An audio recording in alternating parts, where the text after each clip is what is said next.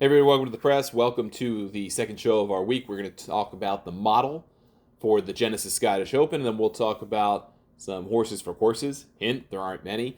And we'll talk about current form for the other tournament of the week, as well as the Genesis Scottish Open, which is the ISCO, still figure out how to say that, championship in Nicholasville, Kentucky, a Keene Trace Golf Course. Keene Trace Golf Club. So, let's start with a model for the Genesis Scottish Open. We do these every week. We do them for the main PGA Tour event of the week. Sometimes we do them for the Oppos. It's kind of tough to do it for an Oppo like this one and next week's at the Barracuda because the field makeup is there's PGA Tour players, there's DP World Tour players. We, for better or for worse, in our database don't have DP World Tour strokes gained data. So it is very tough to model on strokes gained when you don't have that for a good chunk of the field. So making a list of players to like based on that rubric would be kind of unfair, just being realistic with you. And since we focus so much on the PGA Tour in the show and that data set, I just kind of figure we'll just talk through that as opposed to doing a model. So that's this week and next week for the alternate events or the opposite field events. But we do have a field ranking, a model that we do for, and we have for the Genesis Scottish Open. Again, this looks at 1 and 2 year windows. It looks at the last 10 events. It looks at the prior 3 years in the event being played this week, assuming it's played on the same course. If not, then it's the years it's on that course. And then also a look at the relative strength of a player in strokes gained compared to their competition. And if they're playing against strong fields, and we measure them against strong fields. If they're playing against weaker fields, it's weaker fields. So that all comes into play in our model. All right, that all said, here's the top 10 for the week. The full list, well, really the top 70 is available in an article at golfnewsnet.com. The full list is available on our cheat sheet, which we use for our Golf Newsnet members, $40 a year to join. And we look at their ranking for the week in our model. We look at their price on the outright market. We look at their DFS price according to DraftKings. We look at their results in the last 5 PGA Tour events played in the last 5 years of an event's history. In this case, this is the third year as this event is a co-sanctioned tournament. So I do not have loaded 2021, 2020, and 2019 for this tournament when it was just a DP World Tour event, not a co-sanctioned affair. Different tournament then. Also, different venues in that time period too. So, top of our table this week is Xander Schauffele, but not by a whole lot. I mean, by 0.3 points over Rory McIlroy, who's number 2. Colin Morikawa is number 3. He is a distant third from the top 2. He's a full point away from McIlroy and a point and a third away from Xander Schauffele. Then he is just ahead of Tommy Fleetwood, Hideki Matsuyama, then Victor Hovland, Ludwig Aubert, Christian Bezadenhout, who always seems to rank well in these models, Jordan Spieth, that's not so great, Corey Connors is 10th, Max Homa is 11th, Davis Thompson's 11th because he's been gaining a whole lot of strokes lately, so he gets a big old boost in the ranking. But that said, he has actually been playing pretty okay. So none of that's especially surprising, I don't think. Some guys who did well in the model that I definitely did not expect. Doug Gim, 17th. Matthew Pavon, 18th. Kurt Kitayama, 19th. Wyndham Clark's down to 20th. Justin Thomas, 21st. Sahith Theegala is worse than I thought, 23rd. Aaron Rai, 24th. But again, this is a longer-term focused model. So we're looking at players' performance over a much broader scheme. Yes, we have influences from last 10 events and last 3 years of a particular tournament, but those influences do not outweigh what you see in those 1 and 2 year windows. It's not even close. So this is our starting point. This is where we come from to start the model. Then we got to look at short-term form. We got to look at positioning and finish. And these are tools that are available to our members at golfnewsnet.com. But that's our starting point for ranking the field. And then we're going to look at the short-term model, which means we're going to look at the last 10 events played on the schedule, and we're going to look for players who meet one of 3 criteria. They're either gaining 1.5 quality strokes per gain per round on average in the last 10 events that they have played, or on the last 10 events in aggregate, whatever part they've played in those. gaining 1.25 strokes per round on the average strokes gained total. Quality strokes gained is strokes gained total times the value of your competition is measured by the official world golf ranking. So in a major, you get 100 points to the winner. We basically move the decimal place over 2 to the left and multiply by 2. So you multiply the strokes gained by 2.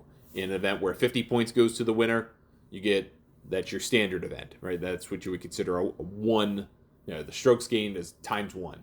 If you played in a worse event like that, like so for the last 2 weeks where the points are at 40 for the winner, or 41 and 39, then that would be a 0.8 event. Does that make sense? Okay. So then we're also looking for players who are gaining 0.6 strokes per round or more on the approach. Because even if you're putting poorly, approach play is a much more reliable metric to determine how good of a golfer you are. Putting is much more variable. So if you're a poor putter, but you have a good week, and you've been playing well in the approach, you have a very good chance of winning and surprising some people. So let's start with the strokes gained total folks in the field this week. And there are quite a few of them. Rory McIlroy, Xander Schauffele, Colin Morikawa, Davis Thompson, Aaron Rai, Hideki Matsuyama, Minwoo Lee, Corey Connors, Sun JM. Starting to get a pattern. Robert McIntyre is in there on the back of his win, but really nothing else. Sam Stevens has been playing well. Tommy Fleetwood qualifies in 2 categories, quality strokes gained and in total. Ludwig Aubert qualifies in all 3.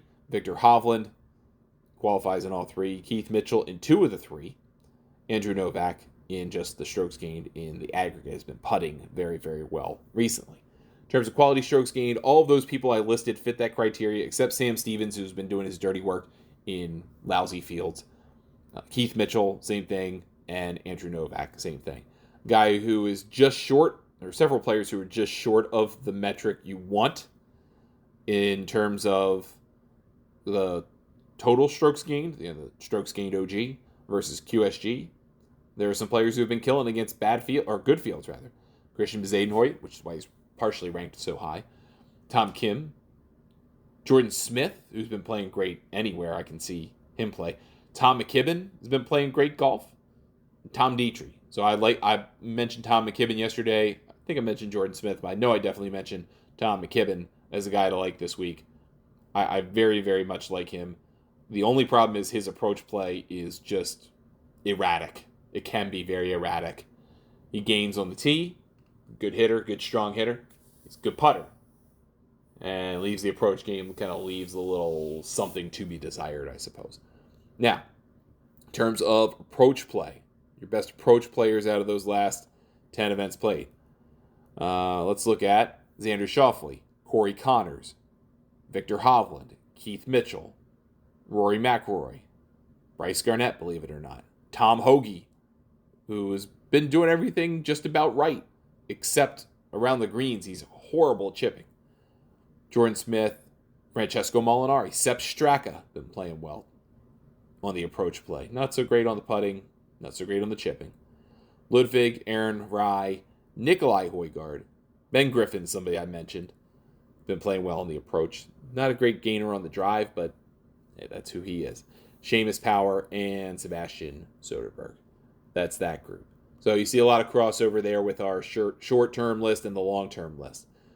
With that all said, we try to typically do kind of course fits between tournaments, and frankly, there's not enough data about Renaissance Club to feel comfortable doing that. And I don't like the data about the ISCO Championship because it basically says off the tee doesn't really matter. It's all about approach play, and I mean to a staggering degree. So I'm not entirely sold on that. So let's leave that be in terms of course fits for the week. But I do want to look at finish trends in the last 50 events so we can look at players in the field. We're trying to look for players who are basically top 20 locks. And some of them are in the field this week. This is agnostic. This is everybody. This isn't the field this week. This is looking at players who are basically in the top 20 in 50% or more of their last 50 tournaments, of the last 50 PGA Tour events played. So of those in the field this week, Xander Schauffele, 78% of the time. Rory McIlroy, 71% of the time. Colin Morikawa, 67% of the time. Ludwig 62.5. Victor Hovland 58. Russell Henley 58. Tommy Fleetwood 54.5. Those are some guys who are actually playing this week. Max Homa 48. Like, it drops down really quickly in terms of that percentage ranking. What would be is also, this is interesting to look at from the perspective of top 10, top 20, top 30, top 40 bets, right? That's why I want to bring that up. So I like that kind of 50% and above metric, but if you're in the 45% and above metric, I think I'll take even 40, because that adds in like a Matt Fitzpatrick, Sungjae M, Adam Scott, Sahith Theegala, Shane Lowry. I think I mentioned Justin Thomas. Tony Finau's not playing, but he would be in that list. Wyndham Clark would, Keith Mitchell would, Matthew Pavon would hit it right on the nose. So those are some guys to think about in terms of consistency across a year's worth of scheduling. Guys that aren't up and down, up and down, up and down so much. That's important. Some guys that you may be interested in looking at: strokes gained by round, also strokes gained tee to green trends is something that I really think is important. I don't talk enough about in this podcast, but it's a great tool. You want to look, basically strokes gained tee to green kind of tells you everything you need to know. Putting is erratic, right? If you're a good putter, you're probably going to be a good putter. If you're a bad putter, you're probably going to be a bad putter, but those things can change pretty wildly. Those things can change pretty wildly from round to round, tournament to tournament, surface to surface. So that doesn't change as much tee to green.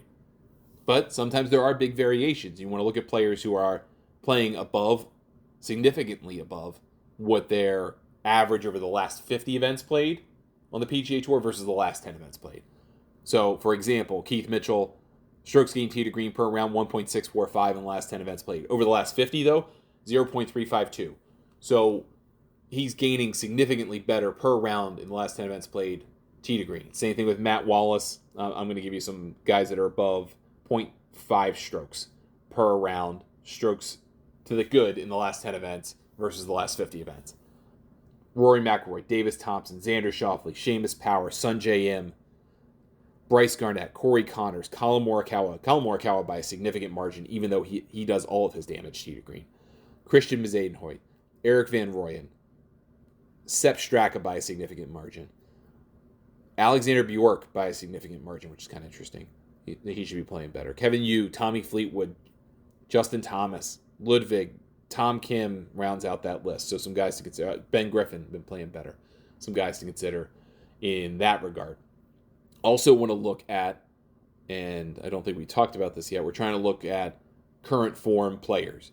We normally do a section of this show talking about players who are a horse for a course. And with Renaissance Club, we really only have the last 2 years, right? With this as a co-sanctioned event at Renaissance Club. There's one guy who's finished in the top 15 both those years. It's Tommy Fleetwood. Okay, take that for what it's worth. Doesn't win in the States, but Scotland's not the States, so maybe you can bet him. In the ISCO Championship, there's only one guy too, and that's Josh Teeter. And he's a Kentucky guy. I would not bet him in this event. You don't really want to play in this event multiple years, right? If you're playing in this event multiple years, you're struggling to keep a PGA Tour card. So I don't want you to be in there. I want you to be an up-and-comer, just for what that's worth. And then to look at players who have multiple top 15 finishes in the last 5 PGA Tour events played. Now, in the next couple weeks, that'll be like 6 events and then 7 events, because I count the Oppos all as 1 week. So it'll be eventually 7 events we're looking at. But here are the people across both events, doesn't matter the field, who have multiple top 15s. Ludwig, Luke Clanton, again, the first amateur since 1958 to have back-to-back top 10 finishes on the PGA Tour. Nick Dunlap, Hideki Matsuyama, Rory McIlroy, Aaron Rai all have 2 top 15 finishes. And 4 golfers have 3. Sungjae Im, Colin Morikawa, Xander Schauffele, and Davis Thompson. All right?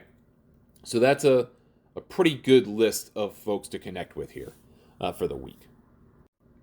So let's look at the market for the Genesis Scottish Open first, just to kind of reset things a little bit. McIlroy 8-1, Schauffele 9-1, Ludwig 16-1 with Morikawa, Fleetwood 20-1, and so on and so forth. I think based on some of the modeling and some of the trending data, you may want to think about, I like Min Woo Lee. I feel like Tom Kim is maybe a little too high I don't like that price. I understand why he's ranked where he is. Rob Bolton, who does a great job at PGAtour.com, I think he has him like third on the list. One guy I did not bring up, however, who seems to be rounding into form again once I looked at him, is Brian Harman, the defending Open champion. He's been playing good golf. I know he gets right at the Travelers pretty much every year. He kind of slingshot into this, but he's starting to play good golf again. And it might be time to throw a little bit of cash on him, especially in an event like this and maybe in the Open. I know it would be super weird if he were to defend, and I'm sure his odds are quite long, but I was looking through the data today and just was like, all right, well, maybe you got to reconsider this guy. I think otherwise, Morikawa makes a ton of sense. I think Hideki makes quite a bit of sense. Aaron Rice certainly makes sense. Again, I like Harmon. I like Tom Dietrich a lot. I really like Tom Dietrich quite a bit. McKibben has been bet down quite a bit, so if you did not get him in the hundreds yesterday, he's in the 80 now. You may have missed that opportunity in terms of value. Matt Wallace has been playing very, very well in terms of strokes gained tee to green.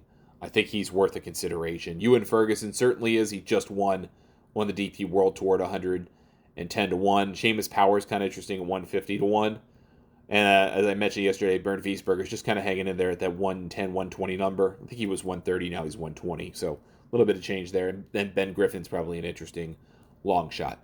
Then to switch just over to the ISCO Championship and look at that market, it is not very fun. Luke Clanton, an amateur, is 9 to 1. That's all you need to know about how goofball this market is. Michael Thorbjornsen is 14 to 1. I think that's held steady. And that seems like a much more reasonable bet compared to a Chan Kim. Michael Kim loves these kinds of events, kind of makes his living off of them. He did tweet today, just before we started recording this, that he is not feeling his best and may have kind of tweaked something, so maybe you want to lay off him. Matt Meisner, 30 to 1, I like quite a bit. JJ Spawn, Carson Young, all those guys are 30 to 1, I like quite a bit. Harry Hall's made a lot of cuts. I'm going to have him in a DFS lineup, but I'm not going to play him as a bet here. Again, David Skins got bet downs. Hopefully he got down with that yesterday. I think he was more like 55. Now he's 45. Some people noticed some mispricing there, I think. Other than that, David Micheluzzi got bet down real fast, and so did Johannes Veerman. But Micheluzzi was 100 to 1. Now he's 65 to 1 at DraftKings, so they must have some kind of significant liability on him. Trace Crow, I really do like at 75 to 1. I think is worth a look at that number. And I think Adrian Dumont de Chessart is worth a bet. I think he's worth a bet because he's starting to figure it out. He's been playing well. This is a tournament where he can be very aggressive. His length can help. I think this could be one of those fields where he can do something pretty substantial. So I think I'm going to put him out there on the card for the week.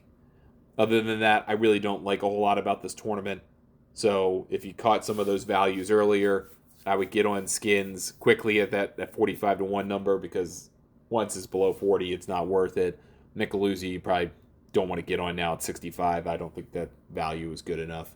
But Trace Crow, I do think is good enough. And that's probably it for me on that tournament. All right, that's going to do it for the show today. Tomorrow we will talk about the Amundi Evian Championship, which is the major this week on the LPGA in France. We've got a major on the Champions Tour in Ohio at Firestone. The Calling Companies Championship used to be the senior players. We've got Live in Spain. Hopefully you got that John Catlin ticket in. I haven't even looked at the updating pricing for that, but hopefully you got there with that. There are probably some values worth looking at there. And then I think that's it for us this week. So we'll go over those tournaments. Just as a way of a quick update. John Catlin is now 55 to 1. So some money has come in on him. I got him at 80. Hopefully you listened to got him at 65 at worst yesterday. He's now 55. So he's probably quite a liability. Now he won't win, but we'll talk about that tomorrow. Email me, ryan@thegolfnewsnet.com, on Twitter, Threads, X, Instagram, and Blue Sky, at Ryan Ballingy, Facebook, YouTube, Ryan Ballingy Golf. And you can join Golf Newsnet for $40 a year or $10 for the week at golfnewsnet.com. Back with the final show of the week tomorrow. Looking forward to talking through the remainder of the docket with you. Thanks so much for spending some time with me, and we'll talk to you next time on The Press.